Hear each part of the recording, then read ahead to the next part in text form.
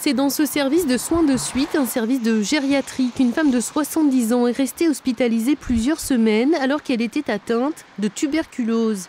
Un cas non diagnostiqué qui a exposé le personnel dans un service débordé par les charges de travail d'après les syndicats. Ce qui aurait dû être fait, c'est le port des masques, la blouse, etc. etc. Ce qui aurait dû être fait, c'est un isolement aussi. Cette personne est restée dans la chambre, dans une chambre à deux. La tuberculose, c'est une maladie contagieuse traitée normalement en pneumologie. Une bactérie qui peut mettre 18 mois à se déclarer. Alors la médecine du travail de l'hôpital surveille près de 300 personnels soignants. Nous recensons l'ensemble du personnel au contact de ces patients pour les surveiller.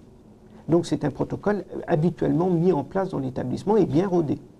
Il y a 3 visites prévues, une visite initiale, une visite 3 mois après et la dernière visite 12 à 18 mois. Donc le suivi s'étend pendant 18 mois.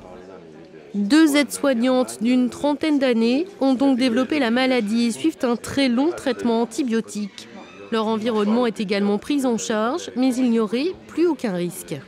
Il faut quand même avoir des contacts prolongés avec la personne, avec le sujet contact, pour pouvoir être à risque d'être contaminé par le bacille tuberculeux. Il ne s'agit pas d'une contamination qui se fait par un simple croisement dans la rue ou dans un couloir.